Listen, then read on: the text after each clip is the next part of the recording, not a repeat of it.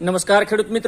મિત્રો અત્યારે ખાસ કરીને જે જમીનો ક્ષારીય જમીનો છે જેને ખારી જમીનો કહીએ છીએ એમાં જીપ્સમ નાખવું જોઈએ। જીપ્સમ એટલે કેલ્શિયમ સલ્ફેટ, અને આ જીપ્સમ નાખવાથી કયા 5 મહત્વના ફાયદા થાય, ખાસ કરીને એની જો વાત કરીએ તો એક તો જમીનનું બંધારણ સુધરે, એટલે જમીનના જે કણો છે ને એકબીજાની નજીક લાવે, જેના લીધે જમીન પોચી અને ભરભરી બને અને આપણે ઉત્પાદન પાકનું સારું મળે।